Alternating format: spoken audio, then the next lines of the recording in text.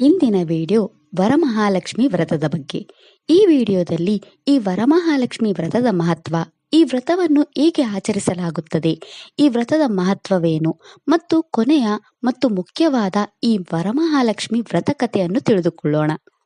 ಈ ವರಮಹಾಲಕ್ಷ್ಮಿ ವ್ರತದ ಬಗ್ಗೆ ಎಲ್ಲವನ್ನು ತಿಳಿದುಕೊಳ್ಳಲು ಈ ಸಂಪೂರ್ಣ ವಿಡಿಯೋವನ್ನು ನೋಡಿ. ವಿಷ್ಣುವಿನ ದೈವಿಕ ಪತ್ನಿಯಾದ ದೇವಿ ಲಕ್ಷ್ಮಿಗೆ ಹಲವು ರೂಪಗಳಿವೆ. ಅವುಗಳಲ್ಲಿ ವರಮಹಾಲಕ್ಷ್ಮಿ ರೂಪವು ಪ್ರಮುಖವಾಗಿದೆ. ದೇವಿ ವರಮಹಾಲಕ್ಷ್ಮಿಯನ್ನು ನಮ್ಮ ಎಲ್ಲ ವರಗಳನ್ನು ಪೂರೈಸಲು ಪೂಜಿಸಲಾಗುತ್ತದೆ. ವರಮಹಾಲಕ್ಷ್ಮಿ ದೇವಿಯು ನಮ್ಮ ಎಲ್ಲ ಆಸೆಗಳನ್ನು ಪೂರೈಸುವವಳು ಎಂದು ಕರೆಯಲ್ಪಡುವವಳು. ಸಂಪತ್ತು ಮತ್ತು ಸಮೃದ್ಧಿಯ ಹಿಂದೂ ದೇವತೆ ಮತ್ತು ಭಕ್ತರು ವರಮಹಾಲಕ್ಷ್ಮಿಯನ್ನು ಪೂಜಿಸುವುದರಿಂದ ನಮಗೆ ಸಂಪತ್ತು, ಆರೋಗ್ಯ ಮತ್ತು ಸಂತೋಷ ಸಿಗುತ್ತದೆ ಎಂದು ನಂಬುತ್ತಾರೆ. ವರಮಹಾಲಕ್ಷ್ಮಿ ವ್ರತವು ಹೆಚ್ಚಾಗಿ ದಕ್ಷಿಣ ಭಾರತದಲ್ಲಿ ವಿವಾಹಿತ ಮಹಿಳೆಯರು ಆಚರಿಸುವ ಹಿಂದೂ ಆಚರಣೆಯಾಗಿದೆ.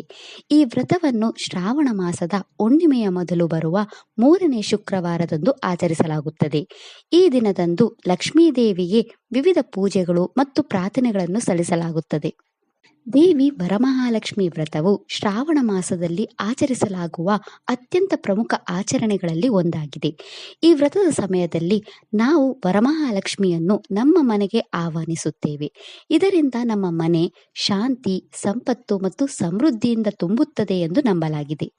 ಲಕ್ಷ್ಮೀ ಪೂಜೆಯನ್ನು ಮಾಡಲು ಹಲವಾರು ಮಾರ್ಗಗಳಿವೆ.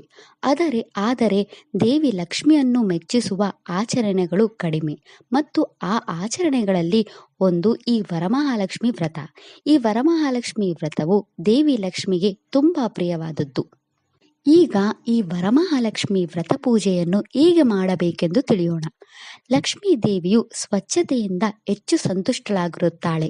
ಅದರಿಂದ ವರಮಹಾಲಕ್ಷ್ಮಿ ವ್ರತದ ದಿನದ ಮೊದಲು ನಿಮ್ಮ ಮನೆಯನ್ನು ಸ್ವಚ್ಛವಾಗಿಡಿ ಮತ್ತು ನಿಮ್ಮ ಮನೆಯಲ್ಲಿ ಲಕ್ಷ್ಮಿಯನ್ನು ಸ್ವಾಗತಿಸಲು ಮಾವಿನ ಎಲೆಗಳ ತೋರಣದಿಂದ ನಿಮ್ಮ ಮನೆಯನ್ನು ಅಲಂಕರಿಸಿ.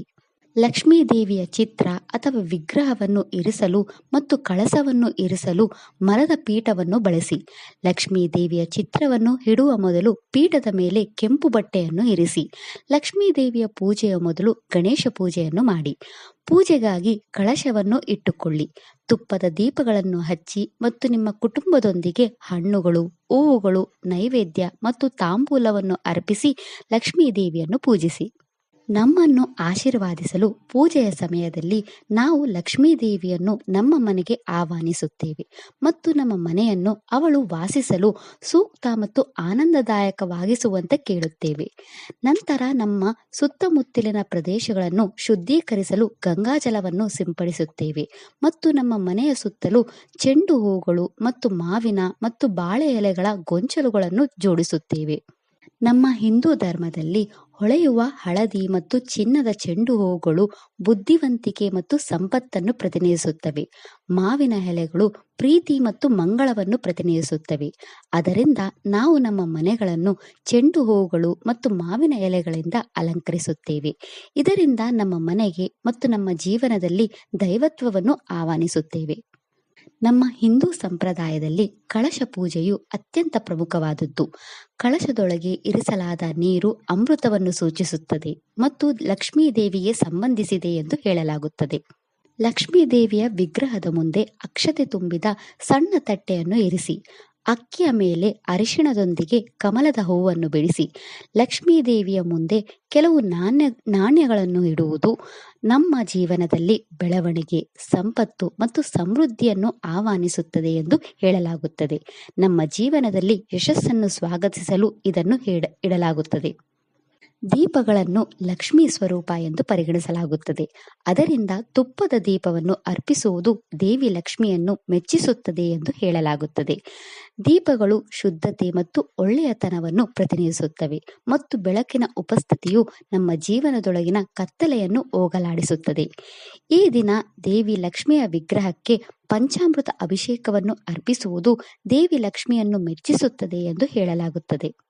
ಈ ದಿನದಂದು ಲಕ್ಷ್ಮೀ ಸಹಸ್ರನಾಮ ಅಥವಾ ಲಕ್ಷ್ಮೀ ಅಷ್ಟೋತ್ತರವನ್ನು ಪಠಿಸುವ ಮೂಲಕ ದೇವಿ ಲಕ್ಷ್ಮಿಯ ವಿಗ್ರಹ ಅಥವಾ ಶ್ರೀಚಕ್ರಕ್ಕೆ ಕುಂಕುಮ ಅರ್ಚನೆಯನ್ನು ಮಾಡುವುದರಿಂದ ನಮ್ಮ ಜೀವನದಲ್ಲಿ ಐಶ್ವರ್ಯವನ್ನು ತರುತ್ತದೆ ಎಂದು ಹೇಳಲಾಗುತ್ತದೆ. ಒಮ್ಮೆ ಲಕ್ಷ್ಮೀ ಪೂಜೆಯನ್ನು ಮಾಡಿದ ನಂತರ ಲಕ್ಷ್ಮೀ ಮಂತ್ರ ಅಥವಾ ಲಕ್ಷ್ಮೀ ಸ್ತೋತ್ರಗಳಾದ ಲಕ್ಷ್ಮೀ ಗಾಯತ್ರಿ ಮಂತ್ರ, ಮಹಾಲಕ್ಷ್ಮಿ ಅಷ್ಟಕಂ, ಕನಕದಾರ ಸ್ತೋತ್ರ, ಶ್ರೀ ಸೂಕ್ತಂ, ಲಲಿತಾ ಸಹಸ್ರನಾಮ, ಅಷ್ಟಲಕ್ಷ್ಮಿ ಸ್ತೋತ್ರವನ್ನು ಪಠಿಸುವುದರಿಂದ ದೇವಿ ಲಕ್ಷ್ಮಿಯನ್ನು ಸಂತೋಷಪಡಿಸುತ್ತದೆ ಎಂದು ಹೇಳಲಾಗುತ್ತದೆ. ಈ ವರಮಹಾಲಕ್ಷ್ಮಿ ವ್ರತದ ಮಹತ್ವವೇನೆಂದರೆ, ವರಮಹಾಲಕ್ಷ್ಮಿ ದೇವಿಯು 8 ಶಕ್ತಿಗಳು ಪ್ರತಿನಿಧಿಸುತ್ತಾಳೆ. ಆಕೆಯನ್ನು ಸಂಪತ್ತಿನ ರೂಪದಲ್ಲಿ ಆದಿಲಕ್ಷ್ಮಿ ಎಂದು ಕರೆಯಲಾಗುತ್ತದೆ. ಆಕೆಯನ್ನು ಭೂಮಿಯ ರೂಪದಲ್ಲಿ ಭೂದೇವಿ ಅಥವಾ ಧಾನ್ಯಲಕ್ಷ್ಮಿ ಎಂದು ಕರೆಯಲಾಗುತ್ತದೆ. ಆಕೆಯನ್ನು ಜ್ಞಾನಕ್ಕಾಗಿ ದೇವಿ ಸರಸ್ವತಿ ಅಥವಾ ವಿದ್ಯಾಲಕ್ಷ್ಮಿ ಎಂದು ಕರೆಯಲಾಗುತ್ತದೆ. ಆಕೆ ನಮ್ಮನ್ನು ಸಂತಾನ ಲಕ್ಷ್ಮಿಯಾಗಿ ಪೋಷಿಸುತ್ತಾಳೆ. ಆಕೆ ಗಜಲಕ್ಷ್ಮಿಯಾಗಿ ನಮಗೆ ಖ್ಯಾತಿಯನ್ನು ತರುತ್ತಾಳೆ. ಆಕೆ ನಮಗೆ ಧೈರ್ಯ ಲಕ್ಷ್ಮಿಯಾಗಿ ಶಾಂತಿಯನ್ನು ಒದಗಿಸುತ್ತಾಳೆ. ಆಕೆ ನಮಗೆ ಐಶ್ವರ್ಯ ಲಕ್ಷ್ಮಿಯಾಗಿ ಜೀವನದ ಸಂತೋಷಗಳನ್ನು ನೀಡುತ್ತಾಳೆ. ಮತ್ತು ಕೊನೆಯದಾಗಿ ವೀರಲಕ್ಷ್ಮಿಯಾಗಿ ನಮ್ಮ ಜೀವನದಲ್ಲಿ ಏನನ್ನೂ ಎದುರಿಸಲು ನಮಗೆ ಶಕ್ತಿಯನ್ನು ನೀಡುತ್ತಾಳೆ. ದೇವಿ ಲಕ್ಷ್ಮಿಯ ಈ ಪ್ರತಿಯೊಂದು ರೂಪಗಳು ಅಥವಾ ಶಕ್ತಿಗಳನ್ನು ದೇವಿ ಲಕ್ಷ್ಮಿಯ ಅಷ್ಟಲಕ್ಷ್ಮಿ ರೂಪಗಳು ಎಂದು ಕರೆಯಲಾಗುತ್ತದೆ. ಈ 8 ಶಕ್ತಿಗಳನ್ನು ಲಕ್ಷ್ಮಿಯ ಶಾಶ್ವತ ಶಕ್ತಿಗಳಾಗಿ ವ್ಯಕ್ತಿಗತಗೊಳಿಸಿ ಪೂಜಿಸಲಾಗುತ್ತದೆ.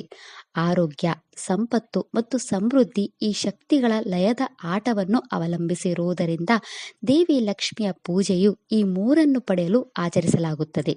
ಅದರಿಂದ ಈ ವರಮಹಾಲಕ್ಷ್ಮಿ ಹಬ್ಬವನ್ನು ಹೆಚ್ಚಾಗಿ ಮನೆಯ ಮಹಿಳೆಯರು ತಮ್ಮ ಮೇಲೆ ಮತ್ತು ತಮ್ಮ ಕುಟುಂಬದ ಮೇಲೆ ಲಕ್ಷ್ಮಿಯ ಆಶೀರ್ವಾದವನ್ನು ಪಡೆಯಲು ಆಚರಿಸುತ್ತಾರೆ. ಈ ವರಮಹಾಲಕ್ಷ್ಮಿ ವ್ರತಕ್ಕೆ ಸಂಬಂಧಿಸಿದ ಅನೇಕ ವ್ರತಕಥೆಗಳ ಆವೃತ್ತಿಗಳಿವೆ ಮತ್ತು ಅವುಗಳಲ್ಲಿ ಪ್ರಮುಖವಾದ ವ್ರತಕಥೆಗಳಲ್ಲಿ ಇದು ಒಂದು. ಸ್ಕಾಂದ ಪುರಾಣದ ಪ್ರಕಾರ ಈ ವ್ರತಕಥೆಯನ್ನು ಶಿವನು ಪಾರ್ವತೀ ದೇವಿಗೆ ಹೇಳಿದನು ಎಂದು ಹೇಳಲಾಗುತ್ತದೆ. ಒಮ್ಮೆ ಪಾರ್ವತೀ ದೇವಿಯು ಶಿವನನ್ನು ಮಹಿಳೆಯರಿಗೆ ಪ್ರಯೋಜನಕಾರಿಯಾದ ವ್ರತದ ಬಗ್ಗೆ ಕೇಳಿದಳು. ಅದಕ್ಕೆ ಶಿವನು ಈ ವರಮಹಾಲಕ್ಷ್ಮಿ ವ್ರತದ ಮಹತ್ವವನ್ನು ಹೇಳಿದನು. ಶಿವನು ಪಾರ್ವತಿಗೆ ಈ ವ್ರತವು ಪ್ರತಿ ವಿವಾಹಿತ ಮಹಿಳೆಯರಿಗೆ ಅತ್ಯಂತ ಪ್ರಯೋಜನಕಾರಿಯಾದ ವ್ರತವಾಗಿದೆ ಎಂದು ಹೇಳಿದನು. ಒಮ್ಮೆ ವಿದರ್ಭ ರಾಜ್ಯದ ಕುಂದಿನ ಗ್ರಾಮ ಎಂಬ ಸುಂದರ ಪಟ್ಟಣದಲ್ಲಿ ಚಾರುಮತಿ ಎಂಬ ದೇವಿ ಲಕ್ಷ್ಮಿಯ ಮಹಾನ್ ಭಕ್ತಿ ವಾಸಿಸುತ್ತಿದ್ದಳು. ಚಾರುಮತಿ ಒಬ್ಬ ಸಾಮಾನ್ಯ ಮನೆಯ ಮಹಿಳೆಯಾಗಿದ್ದು, ಅವಳು ಕರ್ತವ್ಯ ನಿಷ್ಠೆಯುಳ್ಳ ಹೆಂಡತಿಯಾಗಿದ್ದಳು ಮತ್ತು ತನ್ನ ಕುಟುಂಬ ಸದಸ್ಯರನ್ನು ಚೆನ್ನಾಗಿ ನೋಡಿಕೊಳ್ಳುತ್ತಿದ್ದಳು. ಅವಳು ಪ್ರತಿ ಶುಕ್ರವಾರದಂದು ಲಕ್ಷ್ಮೀದೇವಿಯನ್ನು ಅತ್ಯಂತ ಭಕ್ತಿಯಿಂದ ಪೂಜಿಸುತ್ತಿದ್ದಳು. ಲಕ್ಷ್ಮೀದೇವಿಯು ತನ್ನ ಗಂಡ ಮತ್ತು ಕುಟುಂಬದ ಮೇಲಿನ ಅವಳ ಭಕ್ತಿಯಿಂದ ಸಂತೋಷಪಟ್ಟಳು. ಒಮ್ಮೆ ಶ್ರಾವಣ ಮಾಸದ 3ನೇ ಶುಕ್ರವಾರ ಅಂದರೆ ಹುಣ್ಣಿಮೆಯ ಹತ್ತಿರದಲ್ಲಿದ್ದಾಗ ಲಕ್ಷ್ಮೀದೇವಿಯು ಅವಳ ಕನಸಿನಲ್ಲಿ ಕಾಣಿಸಿಕೊಂಡು ಈ ವರಮಹಾಲಕ್ಷ್ಮಿ ವ್ರತವನ್ನು ಮಾಡುವಂತೆ ಹೇಳಿದಳು. ದೇವಿ ಲಕ್ಷ್ಮಿ ಚಾರುಮತಿಗೆ ಈ ವ್ರತದ ಕಾರ್ಯವಿಧಾನಗಳನ್ನು ವಿವರಿಸಿದಳು. ಮರುದಿನ ದೇವಿ ಲಕ್ಷ್ಮಿಯ ನಿರ್ದೇಶನದಂತೆ ಚಾರುಮತಿ ಬೇಗನೆ ಎದ್ದು ತನ್ನ ಪತಿಗೆ ತನ್ನ ಕನಸಿನ ಬಗ್ಗೆ ಹೇಳುತ್ತಾಳೆ. ಚಾರುಮತಿ ತನ್ನ ಎಲ್ಲ ನೆರೆಹೊರೆಯವರನ್ನು, ತನ್ನ ಸ್ನೇಹಿತರನ್ನು ಮತ್ತು ತನ್ನ ಸಂಬಂಧಿಕರನ್ನು ಆಹ್ವಾನಿಸಿ ಲಕ್ಷ್ಮೀದೇವಿಯ ನಿರ್ದೇಶನದಂತೆ ಈ ವರಮಹಾಲಕ್ಷ್ಮಿ ಪೂಜೆಯನ್ನು ಮಾಡಿದಳು. ಶ್ರಾವಣ ಮಾಸದ ಶುಕ್ರವಾರದಂದು ಚಾರುಮತಿ ಬೇಗನೆ ಸ್ನಾನ ಮಾಡಿ ತನ್ನ ಮನೆಯನ್ನು ವಿವಿಧ ರಂಗೋಲಿಗಳು, ಮಾವಿನ ಎಲೆಗಳು ಮತ್ತು ಹೂವುಗಳಿಂದ ಅಲಂಕರಿಸಿದಳು. ಲಕ್ಷ್ಮೀ ಪೂಜೆಗಾಗಿ ಪೂಜಾ ಮಂಟಪವನ್ನು ಸಿದ್ಧಪಡಿಸಿದಳು. ದೇವಿ ಲಕ್ಷ್ಮಿ ವಿಗ್ರಹವನ್ನು ಪೂಜಿಸಿದಳು ಮತ್ತು ಕಳಸ ಪೂಜೆಯನ್ನು ಮಾಡಿ ವರಮಹಾಲಕ್ಷ್ಮಿ ದೇವಿಯನ್ನು ತನ್ನ ಪೂಜೆಯನ್ನು ಸ್ವೀಕರಿಸಲು ಆಹ್ವಾನಿಸಿದಳು. ಅವಳು ಇತರ ಮಹಿಳೆಯರೊಂದಿಗೆ ದೇವಿ ಲಕ್ಷ್ಮಿಗೆ ಅರ್ಪಿಸಲಾದ ವಿವಿಧ ಶ್ಲೋಕಗಳನ್ನು ಅತ್ಯಂತ ನಂಬಿಕೆ ಮತ್ತು ಭಕ್ತಿಯಿಂದ ಪಠಿಸಿದಳು. ಅವಳು ತನ್ನ ಬಲಗೈಗೆ 9 ದಾರಗಳ ತೋರಣವನ್ನು ಧರಿಸಿ ಲಕ್ಷ್ಮೀದೇವಿಗೆ ನೈವೇದ್ಯವನ್ನು ಅರ್ಪಿಸಿದಳು. ಇದಾದ ನಂತರ ಚಾರುಮತಿ ದೇವಿ ಲಕ್ಷ್ಮಿಗೆ ಪ್ರದಕ್ಷಿಣೆಯನ್ನು ಅರ್ಪಿಸಿದಳು. ತನ್ನ ಮೊದಲ ಪ್ರದಕ್ಷಿಣೆಯನ್ನು ಪೂರ್ಣಗೊಳಿಸಿದ ನಂತರ ಅವಳು ಕಾಲ್ಗೆಜ್ಜೆಗಳು ಮತ್ತು ಇತರ ಆಭರಣಗಳನ್ನು ತನ್ನ ಮೇಲೆ ಕಂಡುಕೊಂಡಳು ಎಂದು ಹೇಳಲಾಗುತ್ತದೆ. ತನ್ನ 2ನೇ ಪ್ರದಕ್ಷಿಣೆಯನ್ನು ಪೂರ್ಣಗೊಳಿಸಿದ ನಂತರ ಅವಳ ಕೈಗಳಿಗೆ ನವರತ್ನಗಳಿಂದ ಮಾಡಿದ ಕಂಕಣಗಳನ್ನು ಕಂಡುಕೊಂಡಳು. ಅವಳ 3ನೇ ಪ್ರದಕ್ಷಿಣೆಯನ್ನು ಪೂರ್ಣಗೊಳಿಸಿದ ನಂತರ ಅವಳು ಅಪಾರ ಸಂಪತ್ತನ್ನು ಕಂಡುಕೊಂಡಳು ಎಂದು ಹೇಳಲಾಗುತ್ತದೆ.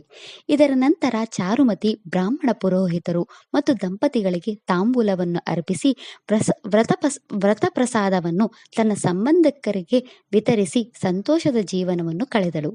ಪೂಜೆಯ ನಂತರ ಚಾರುಮತಿಯ ವರಮಹಾಲಕ್ಷ್ಮಿ ಪೂಜೆಯಲ್ಲಿ ವ್ರತದಲ್ಲಿ ಭಾಗವಹಿಸಿದ ಎಲ್ಲ ಜನರು ಸಂಪತ್ತು ಮತ್ತು ಸಮೃದ್ಧಿಯಿಂದ ಆಶೀರ್ವಾದಿಸಲ್ಪಟ್ಟರು ಎಂದು ಹೇಳಲಾಗುತ್ತದೆ.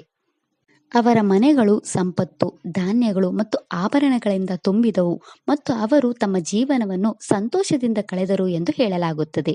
ಅಂದಿನಿಂದ ಹಿಂದೂ ಮಹಿಳೆಯರು ಇಂದಿಗೂ ಈ ವರಮಹಾಲಕ್ಷ್ಮಿ ವ್ರತವನ್ನು ಅತ್ಯಂತ ನಂಬಿಕೆ ಮತ್ತು ಭಕ್ತಿಯಿಂದ ಆಚರಿಸುತ್ತಾರೆ.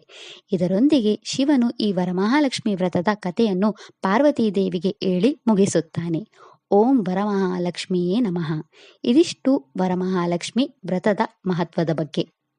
ಈ ವಿಡಿಯೋ ಇಷ್ಟ ಆದರೆ ಲೈಕ್ ಮಾಡಿ, ಶೇರ್ ಮಾಡಿ ಮತ್ತು ಚಾನಲ್ ಸಪೋರ್ಟ್ ಮಾಡೋಕ್ಕೆ ಸಬ್ಸ್ಕ್ರೈಬ್ ಮಾಡಿ. ಧನ್ಯವಾದಗಳು.